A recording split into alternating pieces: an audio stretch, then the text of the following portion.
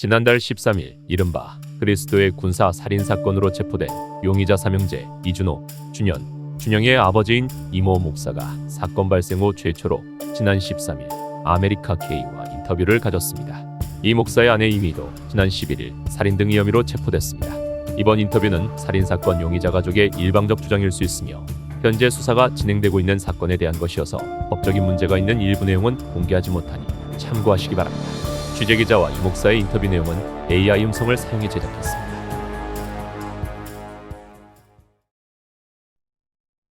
일부에서는 경찰의 추적을 피해 도주 중이라고 하는데요.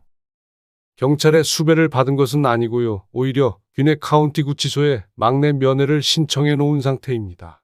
경찰의 추적이 아니라 언론사들의 취재 요청을 피하기 위해 아내와 함께 호텔에서 생활해 왔습니다. 아내의 체포영장 발부 사실을 전혀 몰랐습니다. 마리에타의 호텔에 머무는 도중 물을 가지러 간 아내가 돌아오지 않아서 호텔에 확인해 보니 경찰이 체포해서 데려갔다고 하더라고요. 숨진 조세희 씨의 가족과 아는 사이였습니까? 아내가 조세희 씨의 어머니와 한국에서부터 신앙적으로 아는 사이였어요. 조 씨의 어머니는 지난해 9월 우리 집을 방문해 며칠간 머물다 돌아갔는데 지난 7월에 딸인 조세희 씨를 데리고 다시 찾아왔습니다.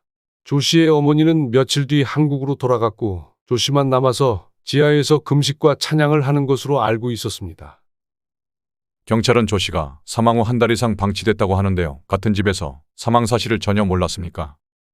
저는 매일 새벽에 출근해서 밤늦게 퇴근합니다. 지하실에서 계속 찬양 소리가 들려왔고 아이들이 훈련에 방해가 되니 데크 쪽으로 출입을 해달라고 부탁해서 쭉 그렇게 했죠. 지하실에 신발도 있고 해서 불편했지만 신앙훈련을 돕기 위해 감수했더랬습니다.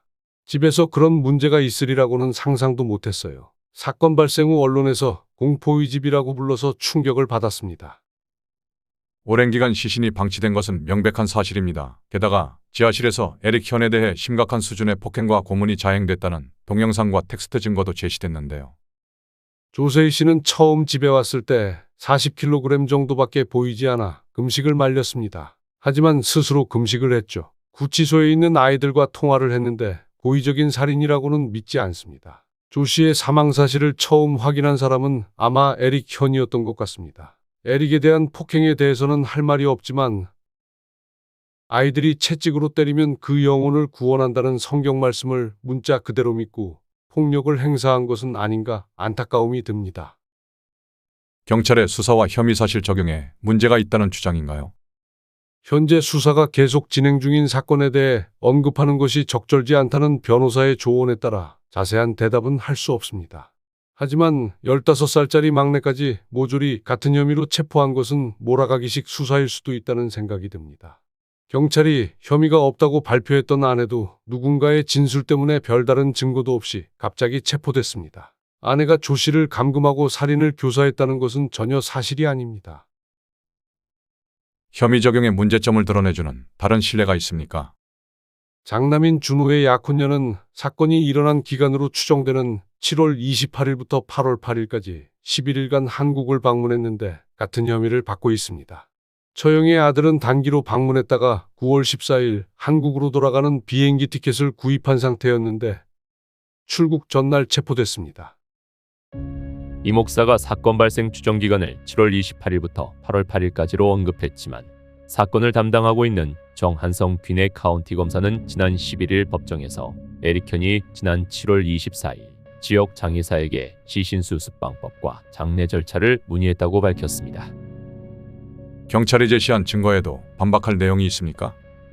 경찰이 군대식 훈련의 증거로 제시한 주택 지하실의 군화 모양 신발에 대해 할 말이 있습니다.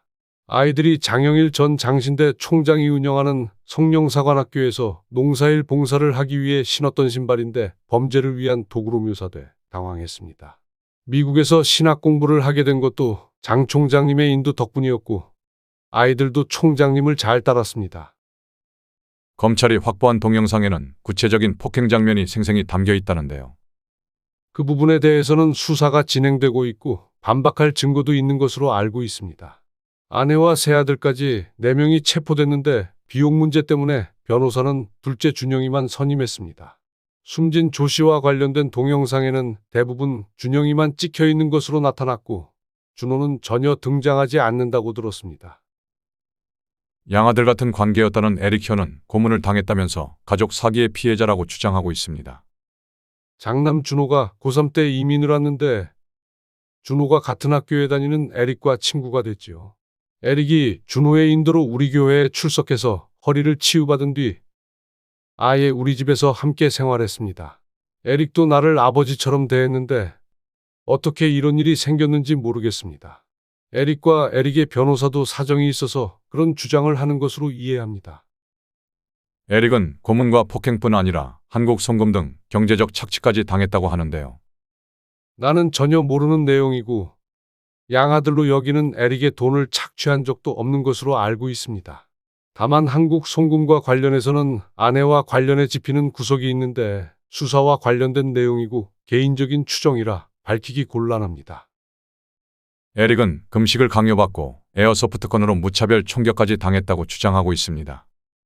에릭이 8월에 23일간 금식을 했는데 내가 말렸는데도 자발적으로 했습니다. 금식으로 너무 마르고 허약해져서 내가 직장에서 죽을 가져다 먹였습니다. 에어소프트건 총격은 모르는 일인데 아마 집에 비비건이 한정 있었던 것 같아요.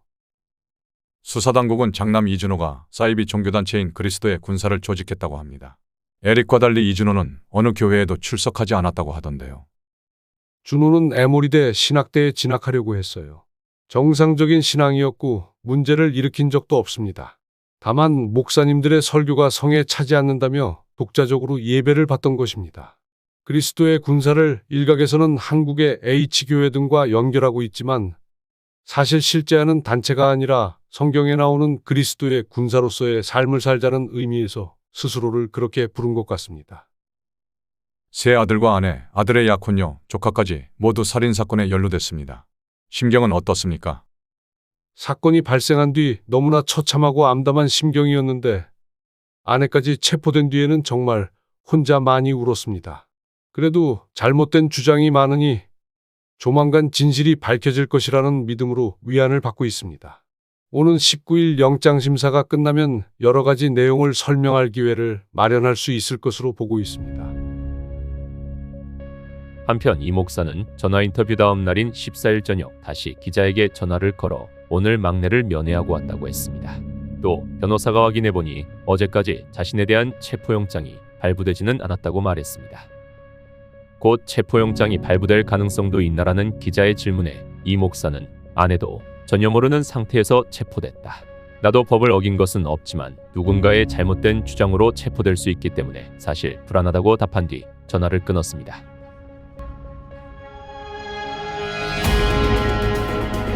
스마트 뉴스, 트루 스토리.